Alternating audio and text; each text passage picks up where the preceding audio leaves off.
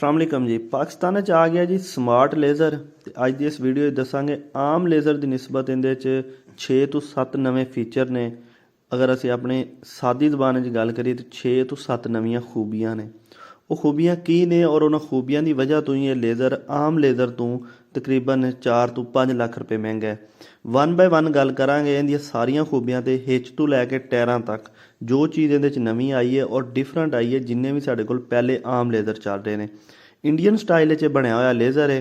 तो गल करने सब तो पहले हिच ते साडे कोल इस तो पहले जिन्ने भी रवायती लेज़र आ रहे सन उन्हां च लेज़र की जिहड़ी हिच हुंदी सी ओह फिक्स हुंदी सी ते इस दी वजह करके ट्रैक्टर की हिच सानूं उहदे मुताबक एडजस्ट करवानी पैंदी सी, उच्ची या नीवीं, या बाज़ औकात ये भी देखा गया कि हिच नवीं भी लैनी पै जांदी सी क्योंकि वो लेज़र की लैवल नूं बराबर करन वास्ते। लेकिन हुण तुहाडी लेज़र उच्ची है नीवीं है जिहड़ा भी लेवल लेज़र का यह जी लेज़र की हिच दी गई है एडजस्टेबल दी गई है, उच्ची नीवीं हो सकती है तो पाने बहुत ज़्यादा आसान है। हुण इहदी दूसरी खूबी की गल करने हैं तो दूसरी खूबी इहदी सब तो वड्डी खूबी है, एक अलग पहचान बना दी है इस लेज़र की क्योंकि इहदे विच हल्लां लगियां ने।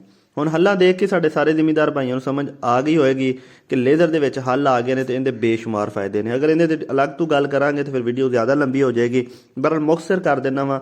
वो एक जदों भी असीं उच्ची नीवीं ज़मीन लेज़र कर रहे होंगे तो सानूं बार बार उत्थे हल चलाने पैंदे ने, डबल ट्रैक्टर लाना पैंदा है तो उस सारे झंझट तो जान छुट जाएगी। इक्को ही ट्रैक्टर तुहाडा ज़मीन लेज़र भी करेगा तो ज़मीन नूं पुट्टेगा भी, हल्लां दा भी काम करेगा, लेज़र का भी काम करेगा। दूसरी गल है जिहड़े हल लगाए गए ने, छोटी जी मैं एक होर चीज़ ऐड करदा खास तौर पर साडे ड्राइवर हजरात वास्ते।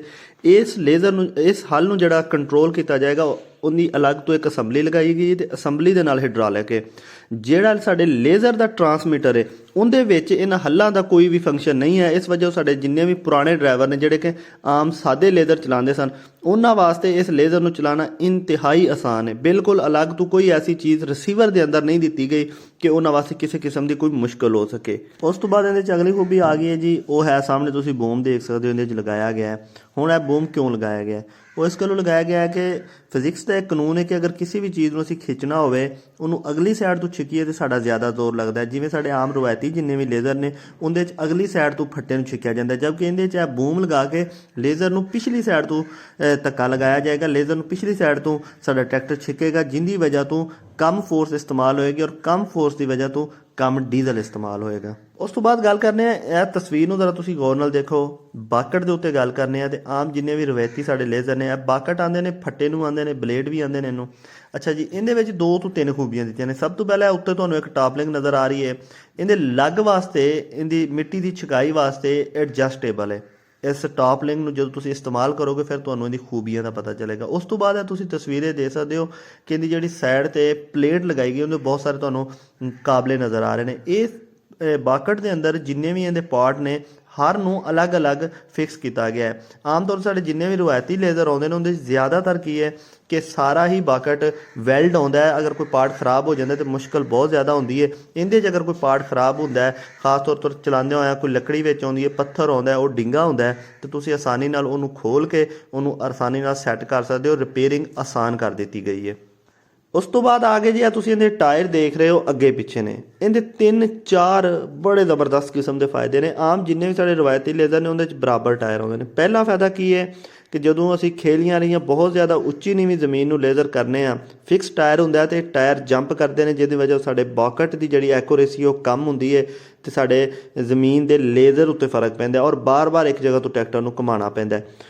दूसरी इहदी खूबी यह है कि जदों असीं जमीन साडी लेज़र हो जाती है आखिरी असीं रगड़ लाने उदों बाज़ औकात ड्राइवर जिहड़ा वो ज़्यादा स्पीड नाल ट्रैक्टर चलांदा कि जल्दी काम खत्म हो जाए या थोड़ा टाइम लगे तो उहदे च की हुंदा है कि फिक्स जिहड़े बराबर टायर ने वो जंपिंग करते हैं। इहदे जंपिंग जिहड़ी वो कम तो कम होएगी अगर ड्राइवर ज़्यादा स्पीड नाल भी चलांदा है तो उहदे च ना सिर्फ टाइम की बचत होएगी बल्कि साडी बाकट की एक्यूरेसी वधेगी और साडा लेज़र बेहतरीन होएगा। उस तो बाद इहदे च एक होर खूबी है, सामने तुसीं देख सकते हो इहदे च एक टूल बॉक्स लगाया गया लेकिन ये काफ़ी बड़ा है जिन्होंने असीं बॉक्स कहांगे और एक खास तौर से साडे जिन्ने भी ड्राइवर हजरात ने उन्हां वास्ते काफ़ी आसानी पैदा कर दी गई है क्योंकि लेज़र का काफ़ी सारा समान हुंदा है जिवें कि रिसीवर हुंदा है, ट्रांसमीटर वगैरह हुंदे ने, वो आसानी नाल तुसीं लेज़र का समान लेज़र के इस टूल बॉक्स के अंदर रख के इहनूं आसानी नाल तुसीं अगे पिछे लैके जा सकते हो। खास तौर से साडे जिन्ने भी ड्राइवर हजरात बाई ने उन्हां नूं इन्हां चीज़ां नूं कैरी करन वास्ते माड़ी कार ते या ट्रैक्टर वास्ते किसी होर हिस्से च रखना पैंदा सी जिहड़ा कि थोड़ा मुश्किल हुंदा सी।